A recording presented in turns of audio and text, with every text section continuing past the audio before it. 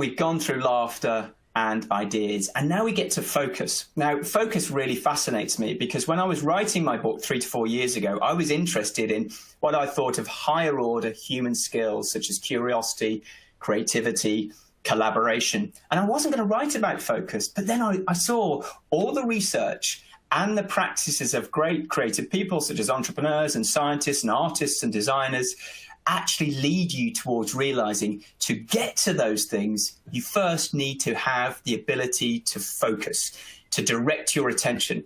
And of course, we are living in a distracted world. We're probably facing the greatest attention hijack in human history, thanks to these ubiquitous smartphones we have and the AI-enabled apps which will give you anything you want and tailored to you. It's a guaranteed way to be distracted. Of course, they're quite powerful, but also it poses a problem for us. And the problem is based in these two numbers. This is some recent research into the science of distraction, and there is such a thing, because we're trying to work out how to manage this thing we're all facing. The first number is really interesting.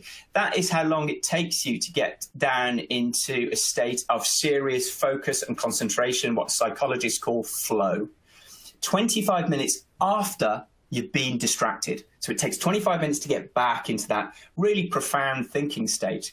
11 minutes is where the problem happens, because that is, on average, how often we as human beings are being interrupted.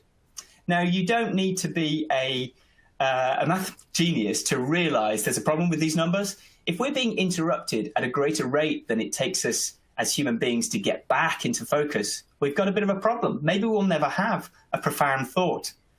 And I often think of this guy, my hero, Albert Einstein, maybe the most creative brain that we've ever seen in the human race, certainly that we know of. And he famously worked while he was working on the theory of relativity as a patent clerk in Bern in Switzerland. So what would have happened to Albert if every time he turned away from his work, he had an Instagram account or a Facebook page or 400 emails from his boss? Think about it. We might never have got his insights. So what's true for Albert is true for us. We need to protect that. So I'm going to give you 3 ideas. There are many more, but just to think of ways to protect your focus and that of your team so you can actually be more productive to release time for curiosity and creativity. First, emails. Now, I'm sure if you're watching this, I'm sure you haven't got a problem with emails in your company. I mean, like, your company's different, right? We all know that's not true. All the companies I deal with have a problem with too many emails and too many useless emails. So think about how you're using emails. Think about how you're sending signals. Are you requiring Formula One response times from your people when it's not required? Do you offer them the opportunity to turn off their email notifications for periods of the day so they can actually focus? So I would just think about some really basic, this isn't brain surgery, turn off notifications for a period of the day. Don't be a carbon copy slave. Make sure any CC is worthwhile. Start unsubscribing from some email services, perhaps occasionally pick up the phone. This can be transformative if it's brought in as a policy by the team leader. Really, really interesting conversation to have with your team. This is transformational. Redesigning your day. This is something I was doing 10 years ago, and then I realized my intuition was backed up by research I was finding, both in terms of neuroscience and research. And this is how it works. Of course, more and more people are now working from home, so more and more people are designing their day. That we know that in your day, you've got 3 kind of zones. You've got a peak performance zone, you've got a dip, and you've got a rebound period. Now, this is my day. Your day might be very different. I'm definitely a morning person, so I know my peak performance is between about 6:30 in the morning and about 10:30. So that's where I schedule my creative work. Then I know I've got a valley. I often do some exercise or some meditation at that point, or I certainly have lunch. And then I've got a rebound, and that's where all my admin lives, sort of scheduling travel, scheduling my emails, all that kind of stuff. This can be transformation because we know if you're in peak performance zone, your productivity is 5 times higher than if you're being distracted. So just think about that. You can do a day's work in about 3.5, 4 hours.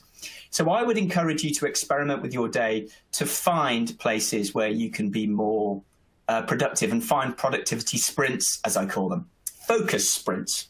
And so if you cross-reference this slide with the first one, you've got a really powerful 2 sets of tools to try and experiment with your day. So think about, in those 3 zones, how you can fit the following activities. This is based on some research that shows our body health supports our mind health. And I think more and more we are knowledge workers, we're cognitive athletes, and we should be training just like sports athletes do to hit our sprints. Sports athletes know they can't be in the zone the whole time. They train to be in that zone when they need to be. So are you getting enough sleep? There's huge research about the benefits of sleep for creativity and other cognitive functions. Do you get some physical exercise? Are you connecting both with your professional and your personal contacts in order to have those serendipitous moments of conversation? Are you having some playtime? Are you having some fun? Have you got downtime when you've got no agenda? Because, by the way, that's where all your ideas happen, on your bike, having a run, in the shower, just doing nothing and daydreaming. And I would encourage you to add into the mix the idea of what I call mind training. This is being mindful of where you are right now. You can do it in meditation, but you can just have a mindful meal. Just be focusing on what you are now. That's a huge area, lots of research to support it. If you can get that balanced diet for your mind, you can transform your peak performance during the day. So how might you use everything you've heard in the LIFT model to achieve better peak performance, these performance sprints when you need them? Think, what could I stop? What could I start? What maybe I could have more of? You might be doing a lot of this stuff already, but you can fit it into a slightly better system. And what should I definitely have less of? So again, I'm just going to give you a moment to pause your video now if you think that's appropriate for you to just think about this. Just write some ideas down and use those as experiments for yourself.